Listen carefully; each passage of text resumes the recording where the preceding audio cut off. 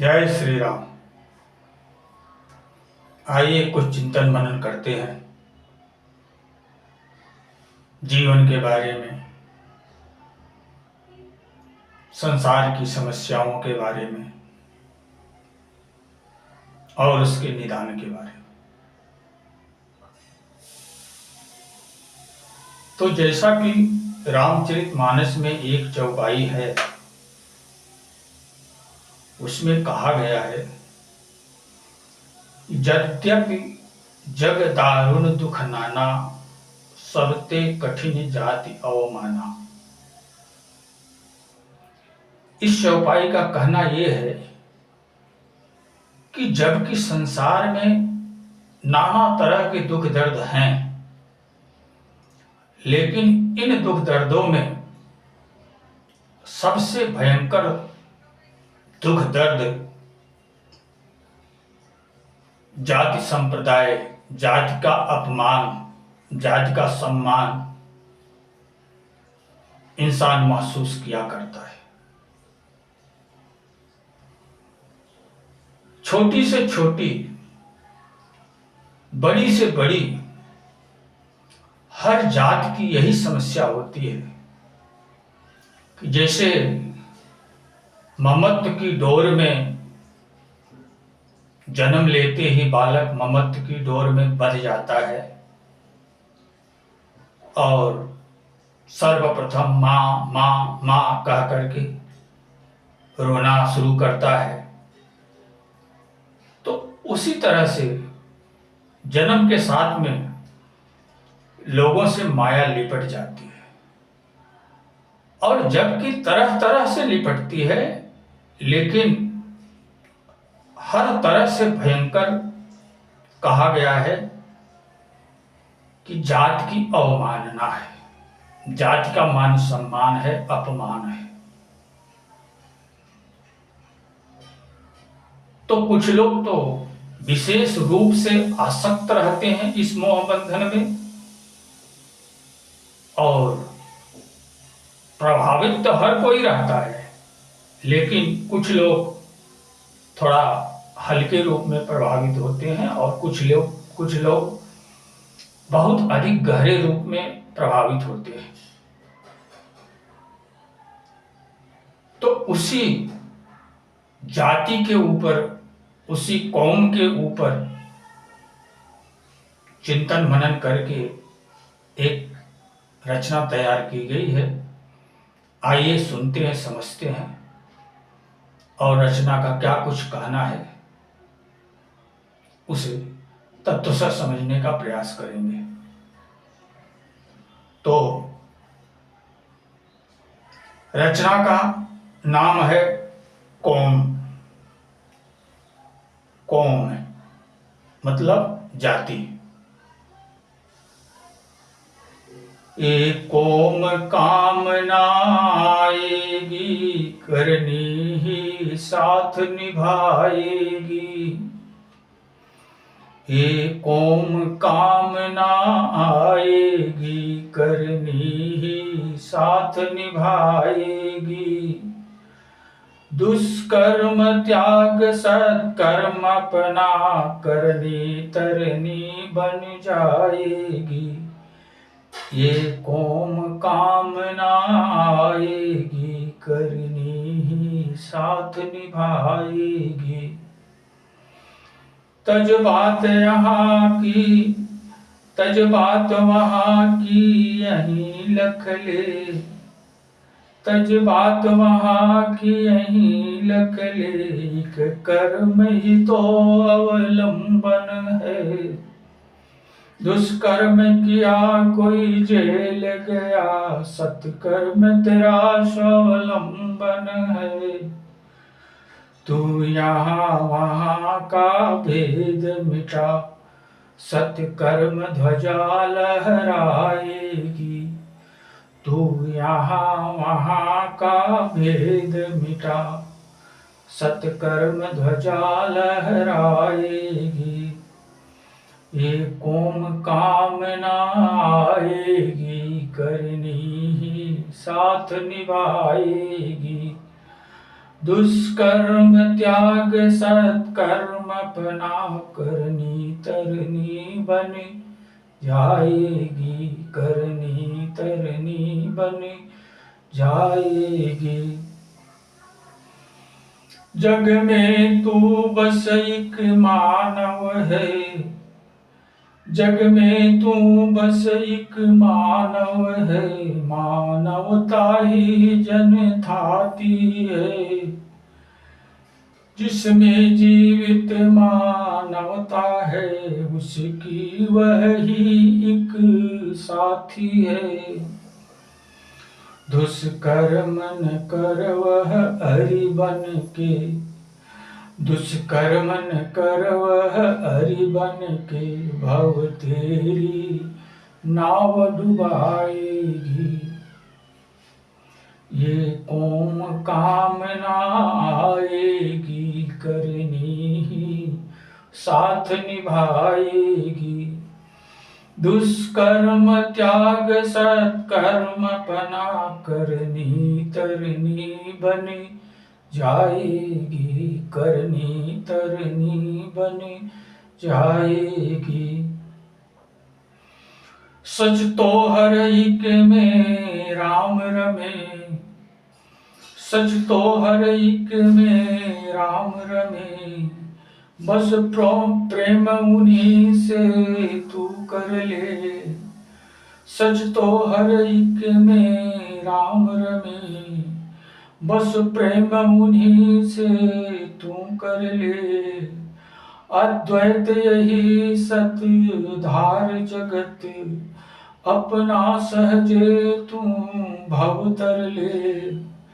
शंभु सरित सागर से मिले, शंभु सरित सागर से मिले, लघु को भी अगम बनाएगी। ये कौम कामना आएगी, करनी साथ निभाएगी। दुष्कर्म त्याग सत्कर्म अपना, करनी तरनी बन जाएगी। तो ये रचना क्या कुछ उपदेश दे रही है, आइए इसको तत्वतः समझने का प्रयास किया जाए। ये कौम कामना आएगी, करनी ही साथ निभाएगी।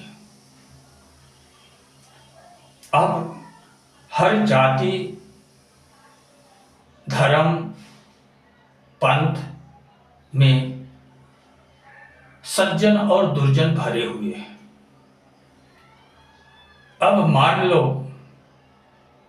कि कोई हमारे आपके जाति वाला कोई नेक कर्म करके बड़ा नामचीन बन गया,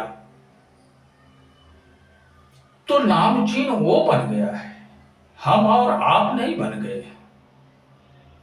वो श्रेष्ठ कर्म कर किया इसलिए वो नामचीन बन गया। हाँ ठीक है, उससे उसके जाति का भी थोड़ा महिमा मंडन हुआ, तो इसका मतलब ये नहीं है कि उसके सत्कर्मों से उसकी पूरी जाति उच्च श्रेणी को प्राप्त हो गई, ऐसा नहीं है। हर व्यक्ति स्वयं के कर्मों से उच्च बनता है और निम्न बनता है। वास्तविकता ये है। दुष्कर्म त्याग सत्कर्म अपना, करनी तरनी बन जाएगी। जीवन में सबसे महत्वपूर्ण चीज ये है कि हमें दुष्कर्म को त्याग करके सत्कर्म को अपनाकर जीविकोपार्जन करना है। क्योंकि अगर हम ऐसा करके चलते हैं तो हमारी करनी ही हमारा स्वावलंबन बन जाएगी, हमारी करनी ही एक नाव की तरह बन जाएगी जिसमें हम सुखपूर्वक बैठ करके इस भवसागर को पार कर सकेंगे।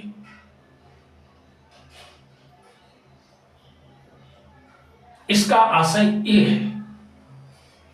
तो प्रत्येक व्यक्ति को दुष्कर्म को त्याग करके सत्कर्म को अपना करके जीविकोपार्जन करना चाहिए। और वही प्रत्येक व्यक्ति के लिए लाभप्रद होती है, न कि जाति में कोई एक सभ्य व्यक्ति, सज्जन व्यक्ति, श्रेष्ठ चिंतक किसी सत्कर्म को करके अगर ख्याति कमा लिया तो उससे उसकी पूरी जाति की ख्याति नहीं बन जाती है, केवल उस व्यक्ति की ख्याति बनती है। इस चीज को सदैव ध्यान रखना चाहिए। एक बात। और दूसरी बात, अगर अपनी जाति में, अपनी कौम में कोई दुष्कर्मी जन्म ले लिया और निकृष्ट कर्मों को करते हुए जीविकोपार्जन कर रहा है, तो उससे वही व्यक्ति घृणित व्यक्ति बनता है, वही व्यक्ति समाज में अपमानित व्यक्ति जाना माना जाता है, न कि पूरा समाज। क्योंकि समाज में ऐसा देखा जाता है कि मुंडे मुंडे मतिर्भिन्नम, सबके अपने अपने विचार हैं, सबके अपने अपने कर्तव्य कर्म हैं, और सब अपने पन के अनुसार जीविकोपार्जन करता है। जिसका जो पन है, अगर वो सज्जन है, सत प्रवृत्ति को धारण करके जीविकोपार्जन कर रहा है, मानवता के मार्ग पर चल रहा है, तो निस्संदेह वो समाज में सज्जन समझा जाता है। किंतु यदि कोई दुष्कर्मी है, उसी जाति धर्म का व्यक्ति कोई दुष्कर्म करने में प्रवृत्त है, तो उसके प्रति समाज में घृणा का भाव होता है। एक तरफ उसी जाति का एक व्यक्ति सम्मान को प्राप्त करता है, और दूसरी तरफ उसी जाति का व्यक्ति समाज में अपमानित होता है। ऐसा देखने को, समझने को मिलता है, जिसे हर कोई महसूस कर सकता है। तो किसी जाति विशेष के ऊपर मर मिटना समझदारी नहीं है। अब एक हमारी जाति का व्यक्ति यदि दुष्कर्म कर दिया और समाज में उसे लोग घृणित दृष्टि से देख करके कुछ भी बोलने लगे, कुछ भी कहने लगे, और वो बात अगर हमारे कान में पड़ गई, तो हमारा ये कर्तव्य नहीं होता है कि मैं उसकी तरफ से लड़ जाऊं, उसकी तरफ से झगड़ जाऊं, या उसकी तरफ से उसके अधर्म पने का भी समर्थन करने लगूं। ये उचित नहीं है। और इसी भाव में अक्सर लोग ठगा जाते हैं, जबकि स्वयं बुरे नहीं होते हैं, लेकिन जात की अवमानना को देख करके जब हस्तक्षेप करने लगते हैं, जब एक अधर्मी, अन्यायी, अत्याचारी के पक्ष में खड़े हो जाते हैं, तब वो भी दुर्योधन के साथ कर्ण, भीष्म, द्रोण की तरह मारे जाते हैं। ये दुष्परिणाम उसका निकलता है। तो इसलिए किसी जाति वाले के पक्ष में होकर के अधर्म, अनीति का समर्थन करना ये सर्वथा अनुचित है। ऐसा कदापि नहीं करना चाहिए, बल्कि अपने स्थान पर तटस्थ रह करके उसकी, बुरे व्यक्ति की भर्त्सना करनी चाहिए, निंदा करनी चाहिए, ताकि उसमें कुछ सुधार आए।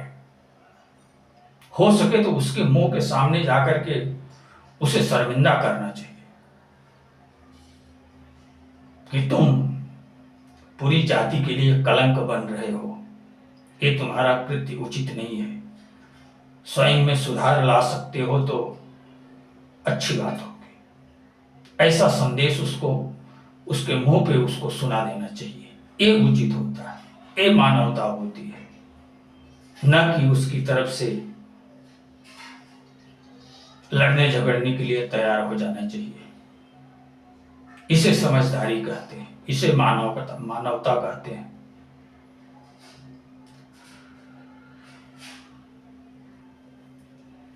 तो तज बात वहां की यहीं लख ले, इहलोक और परलोक दो स्थान है। तो परलोक तो मरने के बाद देखा जाता है, जीते जी तो ये लोक में ही लोग जीविकोपार्जन करते हैं। तो उस लोक की बात छोड़ दो, इसी लोक में देख लो, एक कर्म ही तो अवलंबन है। एक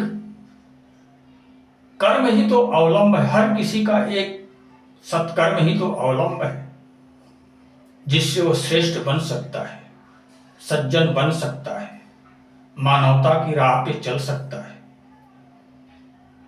यदि वो ऐसा नहीं करता है, दुष्कर्म करने में प्रवृत्त हो जाता है, तो वो कुजन अवश्य कहलाएगा, इसमें दो राय नहीं है।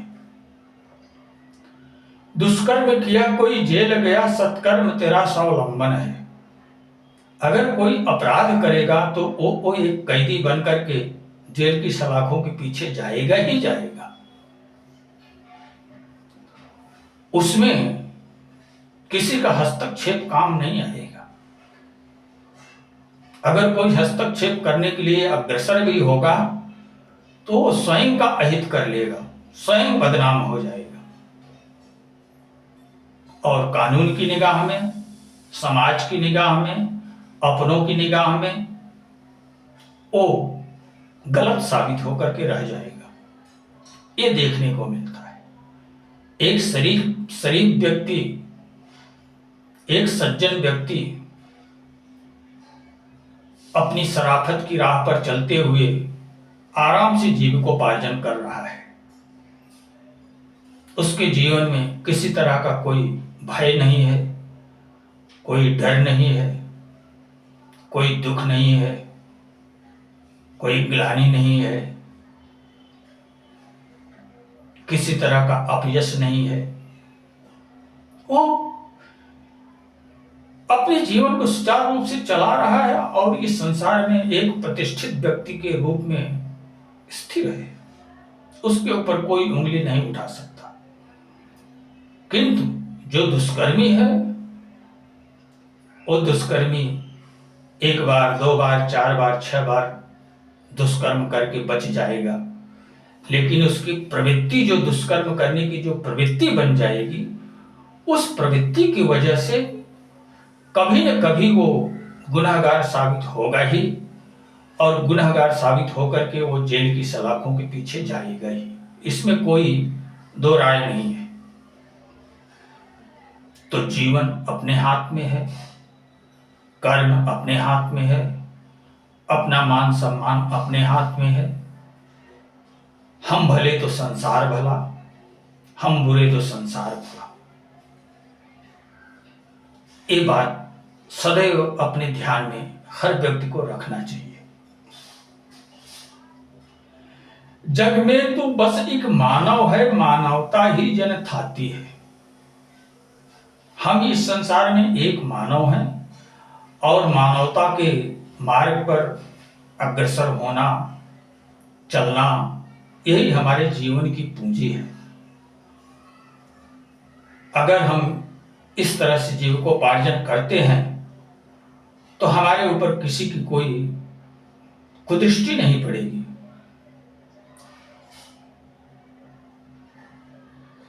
तो इस तरह का विचार करके जो जीविकोपार्जन करते हैं, उनकी कीर्ति की ध्वजा इस लोक में भी फहराती है और परलोक में भी जाकर के फहराती है। वो इस लोक में सुख शांति पूर्वक जीविकोपार्जन करते हैं और यमराज के यहां भी जाकर के उचित बर्ताव को महसूस करते हुए उच्च योनियों में श्रेष्ठ श्रेष्ठ लोकों को प्राप्त करते हैं और सुखपूर्वक अपना जीविकोपार्जन करते हैं। दुष्कर्म न कर वह अरि बन के, भव तेरी नाव डुबाएगी। और यदि दुष्कर्म करके जीविकोपार्जन करने का प्रयास किया तो अगर समाज की निगाह में नहीं आया, कानून की निगाह में नहीं आया, तो भी ईश्वर उसकी गतिविधि को देख रहे हैं। वो स्वयं के कर्मों का स्वयं दोषी बन करके एक दिन अधः गर्त में अवश्य समा जाएगा। अगर संसार की निगाहों में नहीं भी आया तो भी वो स्वयं की वृत्ति से पतित बन करके अपने अधः पतन को ही प्राप्त होगा। इसमें संशय नहीं है। यहां तो बच जाएगा, लेकिन ऊपर की अदालत में वो कदापि नहीं बच सकता है। ऊपर की अदालत में वो दंडित किया ही जाएगा और उसे सजा अवश्य प्राप्त होगी। यही वास्तविकता है। सच तो हर एक में राम रमे, बस प्रेम उन्हीं से तू कर ले। वास्तविकता तो ये है कि संसार में जितनी भी जाति है, जितने भी पंथ हैं, सबके अंदर एक वही ब्रह्म विराजमान है।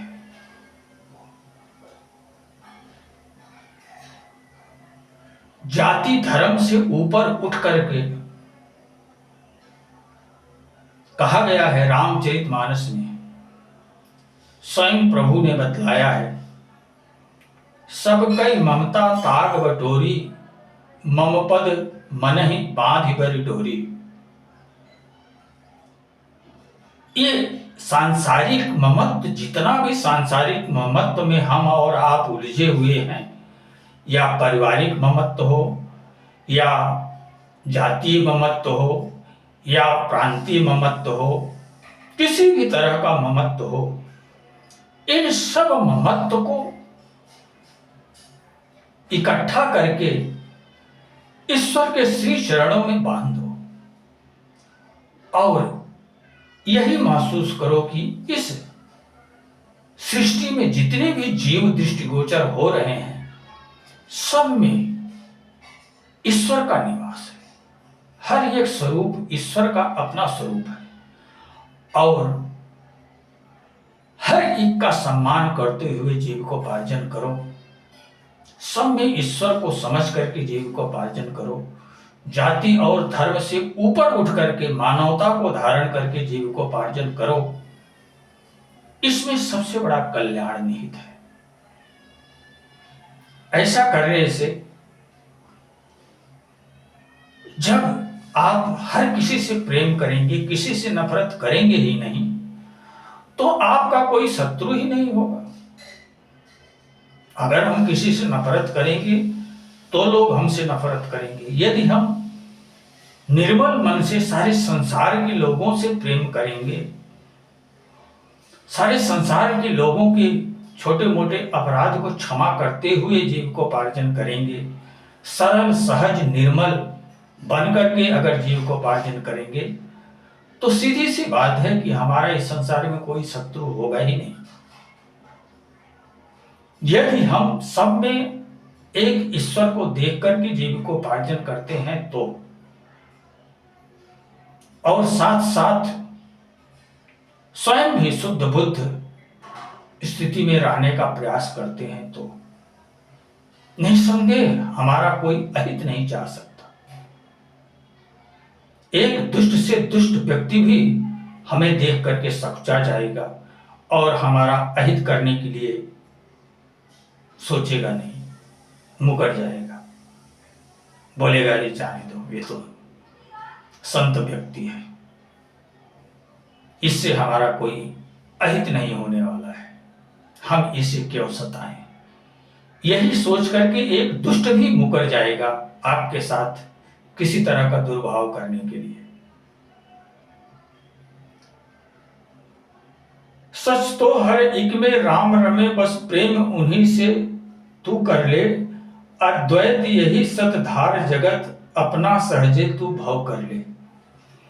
यही अद्वैत भाव कहलाता है।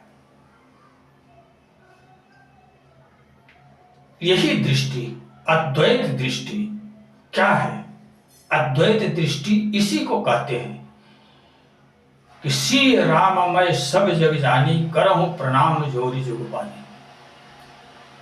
संपूर्ण सृष्टि को सिया राम मैं समझ करके सबको नमन वंदन करो।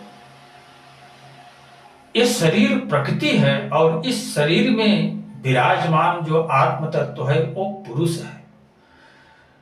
तो सिया रूप ये शरीर है और आत्मा रूप राम है।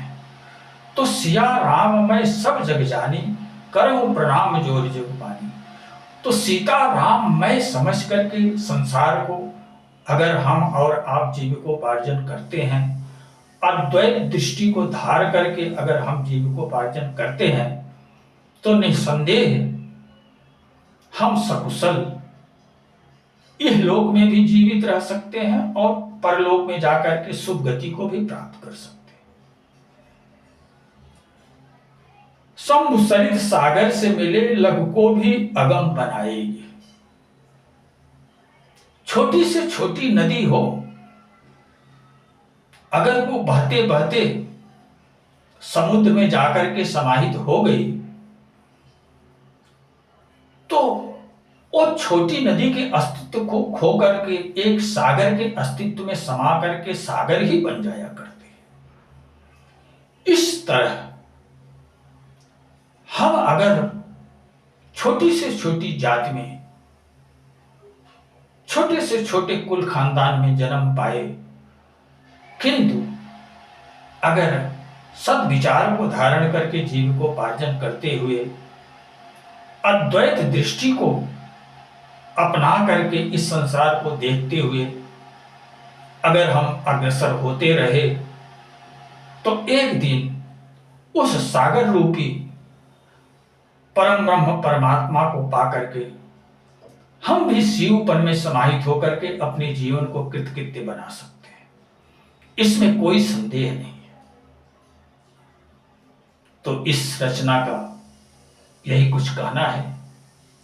आप लोग स्वयं प्रबुद्ध हो, सुनिए, समझिए और चिंतन मनन करिए कि आपको अपना जीवन किस तरह चलाना है। तो इसी के साथ अब मैं अपनी वाणी को विराम देना चाहूंगा। जय श्री राम।